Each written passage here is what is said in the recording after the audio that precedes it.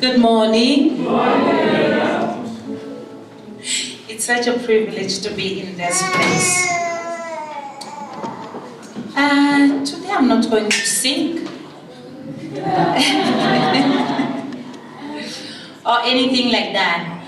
But did you feel the move of God in this place? Did anybody feel that God is doing something with us? God is taking us somewhere. You know, it was proclaimed that 2023 is the year of miracle. And as we can see, the Lord is like, I have spoken. You know, they told us this morning that He is a God who is behind His word to make sure that it will come to pass. God said this is a year of miracle. And my brothers and my sisters, do not leave 2023 without grabbing your miracle. This move that has started, let's continue with God to grab what He has for us in this season. You know, without taking so much time, we're going to read in the book of 2 Kings 7. 2 Kings 7. It's quite a long story, which starts even from 6, but I'm going to read 7. I'm going to start at 3. Okay, I'm going to read from my Bible. It's New King James. Now, there were 4 leprous men at the entrance of the gates. And they said to one another, we are sitting here until we die. Why are we sitting here until we die?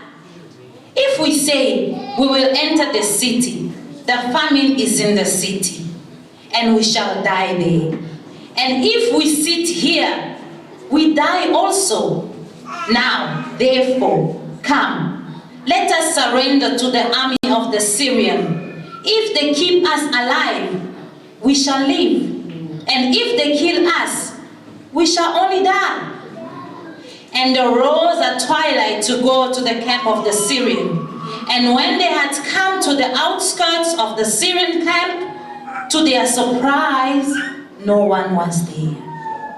For the Lord has caused the army of the Syrians to hear the noise of chariots and the noise of horses, the noise of a great army. So they say to one another, look, the king of Israel has hired against us the king of the Hittites and the king of the Egyptians to attack us. Therefore they arose and fled at twilight and left the camp intact, their tents, their horses, their donkeys, and they fled for their lives. 8 said, and when these lepers came to the outskirts of the camp, they went in one tent and ate and drank and carried from it silver and gold and clothing and went and hid them. And then they came back and entered another tent and carried some from there also and went and ate it. Amen.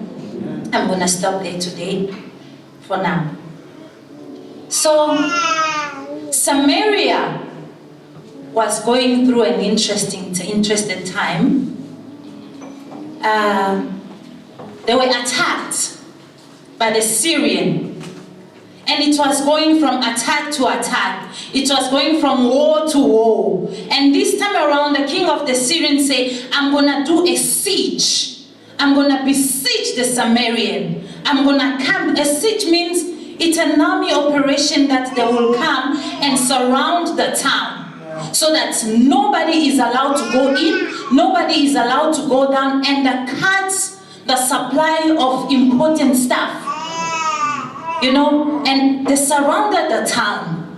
There was no way to go in, there was no way to go out. There was no way to go and buy more food. There was no way to go and buy more goods. They were besieged, locked down. You know, we can relate because we will remember lockdown. But I can tell you that lockdown was still better. Because in lockdown, we had the essentials with us. But for them, they closed even the supply of the essential. So if you had one loaf of bread, that is still the siege. So So they were locked in, and all they had is the food that was inside. I don't know, at that time there were people who can store many stuff. I don't know. They started already storing for winter. I don't know. But what I know, they were besieged by the king of the Syrians. And as it was going, they started eating what they had. They were eating it slowly and slowly, and it was finishing. Slowly and slowly, and it was finishing, until it gets so bad that they didn't have food anymore. They have eaten even, they had many donkeys, but they said, we will die. Let us eat some of these donkeys. We have many horses, let us eat some of these horses. But you can only go as far as you can. You can't finish everything. So, so it was going from bad to worse, until they got to a point of doing the unthinkable. Imagine a woman offering a child and say, guys, let's eat my child today, and tomorrow we will eat yours. Me as a mother, hearing this story, I'll be like, giving my child. I would rather die and my kid eats me. Me, give my child. No. And I'm sure many people can blame this woman and say she's heartless.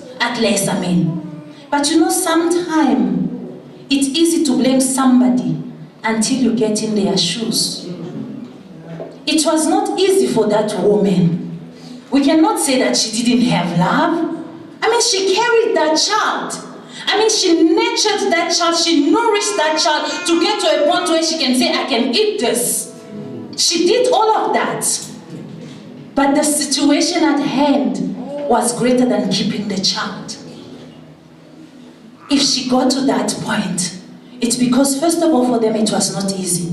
Looking at their recent past, we saw the Syrian coming to attack us. And God used Elisha. He used him as a radar. Anytime they will be even planning for how to attack us, God will will just give a vision, even the voices, even the little detail of their plans. And the lighter will come to Elisha will come to the king of Samaria, and he will tell him, my king, this is the plan of the enemy. The enemy are planning to do 1, 2, 3, and they're going to be at so and so place. So do this and do that.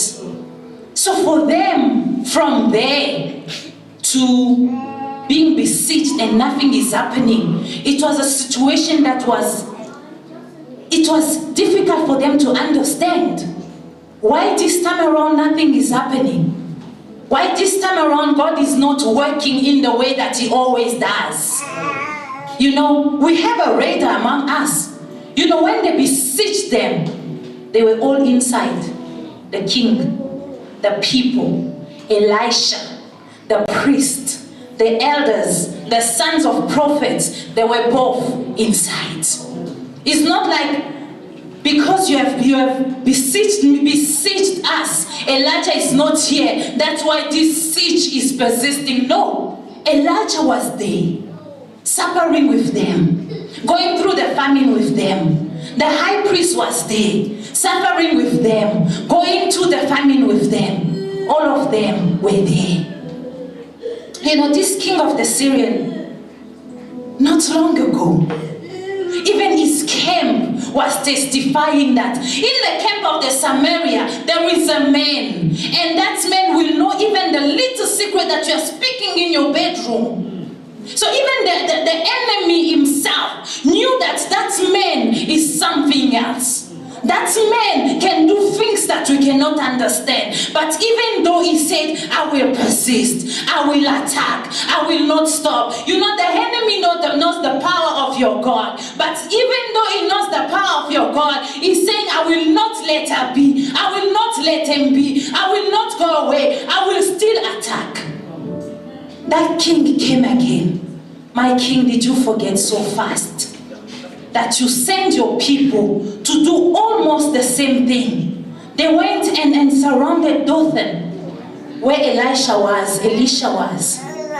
surrounding Dothan. When Gehazi came out, he said, Master, we are dead. But Elisha came outside and he said, no, do not be afraid. And he prayed that God open his eyes. You know, Gehazi's eyes were open and he saw a great heaven army with chariots of fire, with horses. Imagine that man. That man was inside the siege. And this time around, it was going bad to worse. You know, the people, I'm sure when it has happened, they were like, ask our, we know what our God can do. We know how our God can deliver us. Maybe it's going to bring confusion in their camp and they're going to fight among themselves. Maybe it's going to strike them again with blindness and we're going to go, instead of them attacking us, we're going to attack them because they're going to be blind again. You remember what our God did? Waiting for that to happen. Elisha, are you sure you are praying well? Didn't you fall somewhere? Why is your God not talking this time? Okay, let's give him time. Elisha, pray to your God, but nothing has happened. You know, I love the way this morning's service was going. I love when my brother says, because I was coming with that verse, Isaiah 60. You know, the Bible says, arise and shine. You know, at that time, they all looked up to Elisha. At that time, all they knew was Elisha. God will do this, God will do that, and he will do it through Elisha. We have our God, but when they look at their God, they were looking at their God through Elisha. They were not looking at their God of who he is. They were not seeing God as God, but when they think of God, in their mind automatically they think of Elisha.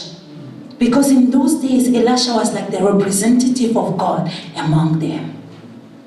It was their strength, but their strength was not strong enough on that time. You know, God wanted to show them that I am bigger than Elisha. You know, sometimes we put our faith in pastors, we put our faith in prophets in a way that in honoring their faith, we forget that it's not them, it's not about them. They only have a portion of what God can give them, but God is greater than this. They got used to the usual thing, the usual miracle. My friend, miracles are not usual. Miracle is something that is out of human understanding. Miracle is something that is in a class of God. That's why when miracle happen, you know, every testimony is not a miracle. Because when miracles happen, the jaws will be falling down. When miracles happen, nobody can understand it. We will all be like, what? Because that is something that even our human mind can never, even in a million times, understand. You know, it's like, if in your midst, I heard about a church in America, I forgot the name. They said in this church, we are cancer-free. I don't know where I heard this story. We are a cancer-free church. You know, and not that I'm saying something bad to that church, but I'm saying they are putting God in a way that they say God will heal cancer in this church. But God is saying today, He's saying, I'm not just a God who heals cancer. I'm a God who can heal diabetes as well. I'm not just a God who can transform things. You know, when they say He's a miracle working God, He makes way where there's no way. And all of us, when we close our eyes, I see the Red Sea party. Because that is what I have in my mind. And in a way, we try to put God as a mono character and say, this is how God works, this is how God does. But our God is a multi-functional God. You know, even in my mind, when I say multifunctional, because I have a human mind, there's still a limit. But in God, is above even my multifunctional. God is above Elisha. God is above prophecy. God is above the king. And he said, continue looking up to Elisha. But this time around, I, God, have something else in mind. Arise, people of God. Arise, people of God. Actually, this morning, my topic is be part of the move. You know, they looked up to Elijah and waited. When the king heard about the woman eating the child, he didn't say, first he started and said, how can I help you if the Lord himself doesn't help? But when he heard that the situation was bad, he said, if I do not deal with Elisha today, may God do worse with me. So for him, if God didn't do anything, I must kill Elisha. If God didn't answer, I must kill Elisha. If my prayer is not answered, I must leave that pastor. If my prayer is not going well, I will say bad thing about that prophet. Oh, God is above that. God is greater than the miracle that you are looking for this morning. God is greater than even the move that we are feeling in this church. God is greater and is working in an unexpected way. You know, when God comes, you cannot even conceive it. Who can conceive what our God can do? It says this morning, I'm bigger than that.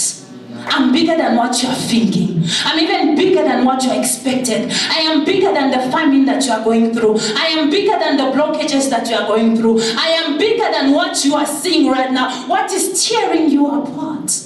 This morning, God is saying, I am bigger than that. You just have to turn your eyes a little bit. Don't fix your eyes on what you used to know before. Don't fix your eyes on what you used to expect before. Because I am going to do a totally different move. So that you may know that I am God. You know, even the enemies, the king of the Syrian and the army of the Syrian, they saw those 4 lepers. Because the 4 lepers were not inside Samaria. They were thrown outside. They saw them, but they said, we are not going to waste our time with them. What are they going to do? They are finished. They are lepers. They are outcasts. Even their own don't want them anymore. You know, those lepers were representing something bad.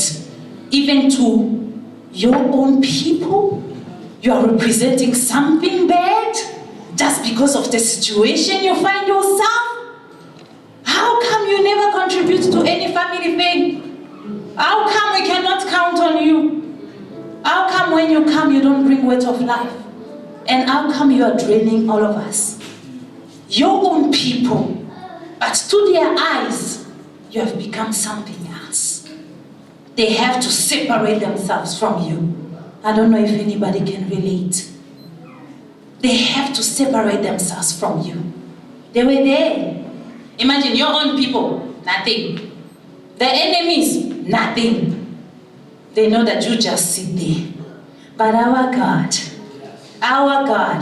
He says in 1 Corinthians 1:27, He said, I will use the foolish things to confuse the wise. I will use the weak things to confuse the mighty. And all of them, when they talk about, you know, when you look at those lepers, beauty, nothing. I mean, they are breaking, things are falling, the flesh is falling literally. There's no beauty. When you look at wealth, I mean, there's already in famine, there's nothing. They don't have money. When you look at strength, they don't have strength. Leprosy has taken, has stripped them away, stripped them off of their owner. Leprosy has stripped them off of their respect.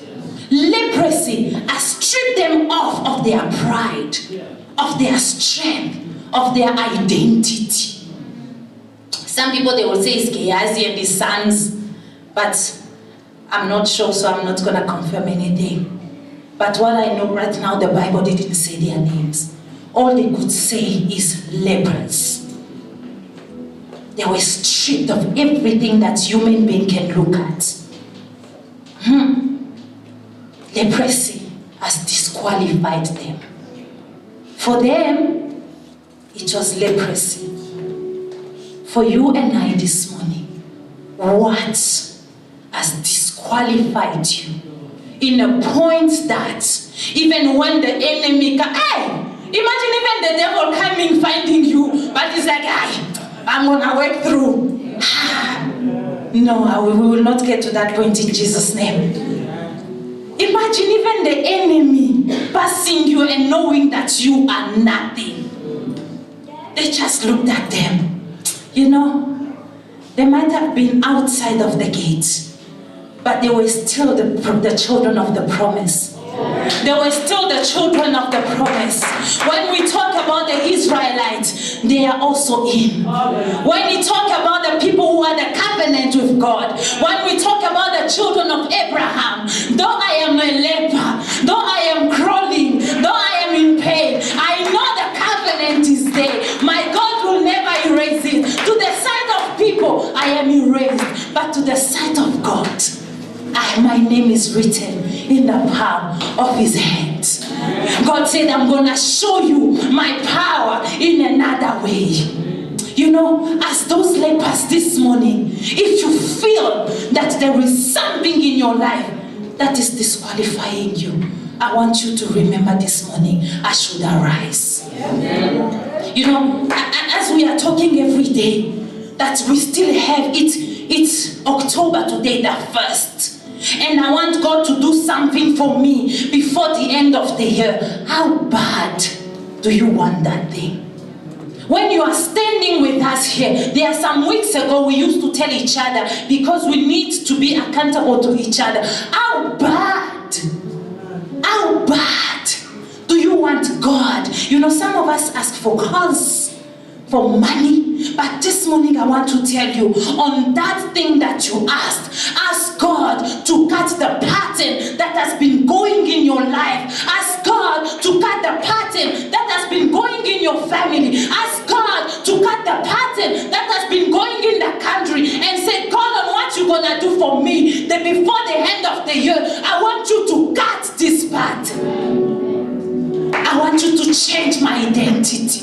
I want you to give me an identity. I want you to make me a miracle. How bad. Sometimes we say things because we are put on the spot. But search inside yourself. Search inside yourself. The things that you have accepted, that it was my child. I carried this child. I cared for this child. I did this and that for this child. But because of the situation, let me eat my child. This morning I'm saying, don't eat the remaining children that you have. Don't eat the remaining dreams that you have. Don't eat the remaining plans that you have. Put them there and say, God, this morning I am standing, I am saying, enough is enough. I am not going to put my dream aside anymore. Enough is enough. What I have seated upon, I'm rising it again, because I know. You know, one thing though Elisha did, he spoke. He said, tomorrow at this time, something will happen. And God spoke as well in this congregation, and he said, looking at 2023, he said 2023, oh hear me, 2023, once you are falling upon every nation, you are falling with miracles. Once you are falling upon every nation, you are falling with my power. We have the word of God. He has pronounced. He has spoken already. Oh, his word does not go to him void. Do not let the word of God go back to him void. Be the part of the move. You know, Elisha, like in the movie, he has been the main character for far so long. But God says, in this script, I am going to rewrite it with a new character that will be the main in this movie. And nobody gonna even think about them. Nobody gonna even try to imagine it. They are there with no beauty, with nothing. but not knowing that they are the chosen ones. They are the chosen one of that day, of the word that was spoken. It's about me. When they speak about miracle, it will come through me. When they speak about 2023, the change will come through me. I didn't know that. I was thinking Julius will bring the change. I didn't know that. I was thinking Pastor Jacques will bring the change. But I know now that God's gonna use the weak to confuse the strong. I am the last in my family, and so what? You have the power of God upon you. I am not strong. Look at me, I'm always sick. God said that sickness was for you to proclaim Jehovah Rapha in the world. I cannot do anything. Look at me, always look up to me. Yes, I don't want people to look up to you, because I want when you do what I have to do with you, people must say this is the hand of God. Oh. And if this morning you are that desperate to see the hand of God in your life, there is something that you should do. As my husband was saying, number one, desperation will lead to a decision. They felt like we are desperate. You know, have you ever been on that point that you know that there is nothing to lose anymore? Because I can go on, but I'm just killing myself. I can go back, I'm going to bring death and to receive death. But right now, I accept that there is nothing else to lose. And when you get to that point, take a decision. Take a decision. Let the desperation in your life to send you to a decision. But desperation can send us to two kinds of decision. It can send you to a kind of decision of eating your child, and sending you to a kind of decision of finding life. And these four people, they chose the right path. They chose the path of life. They say, if I go back, I will go and die. If I go, I will not just die, but I will kill them as well. If I go home, I will not just bring failure, but I will go and bring death. Let me go where there's life. Let me go where there's food. Let me go where there's plenty. Let me go where there is salvation, because I am tired. Come to me, you who all are weary and burdened, and I shall give you rest. They went to the right side.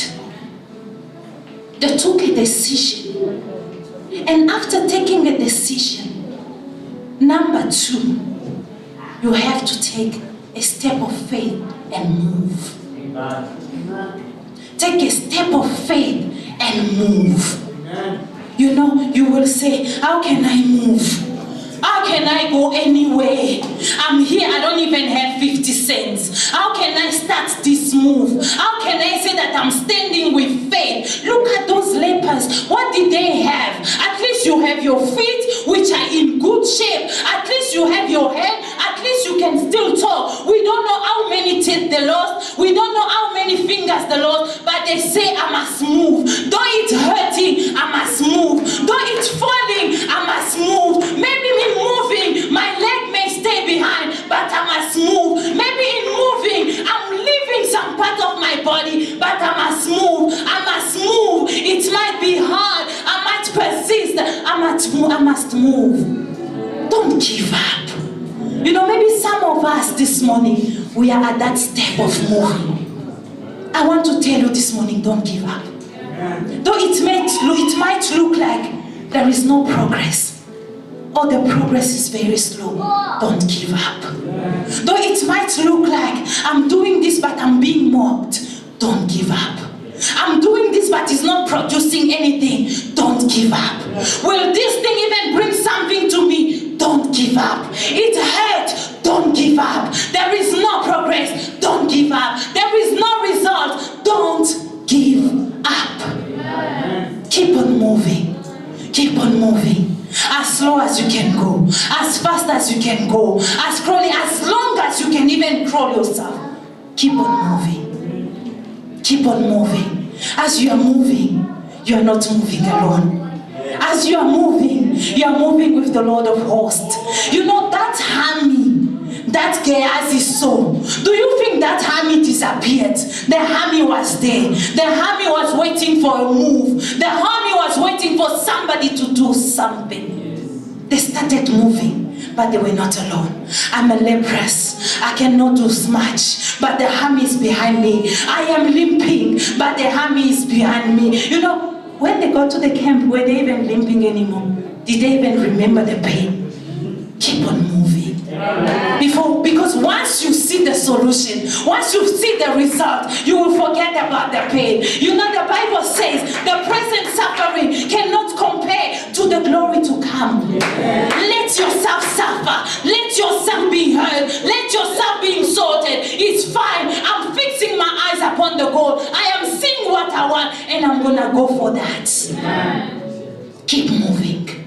Keep moving. Keep moving. As you are moving, chains are breaking. As you are moving, ground is shaking. As you are moving, things are changing. As you are moving, deliverance is happening. As you are moving, healing is happening. As you are moving, giants are falling. Giant of depression, giant of famine, giant of sickness, giant of rejection, giant of suicide are falling. Giant of rejection are falling. Keep on moving. The Lord is saying this morning, the time has come. The time has come when I want to raise some David in this place. The time has come when I want to raise some Gideon in this place. Yes, people do not look at you, but the Lord has chosen you. The Lord has chosen you. Look at David. We can talk about him now mightily, but do you know how he started? They even came to their house and they said, not that one. Not that one. Stature, nothing. When you look at him, he doesn't represent it. Oh, but God's requirements are different from people's requirements. And once you take that step of faith, you take that step of faith, you know, when you get to your result, there is always more than expected. They went in the camp of the Syrian to look for food. But once they got inside, they did not only eat, but they also came out with treasures. They went there, I need food because I took a decision. I'm going to get food because I took a decision. I am moving and I'm going to get what I want. But once you get there,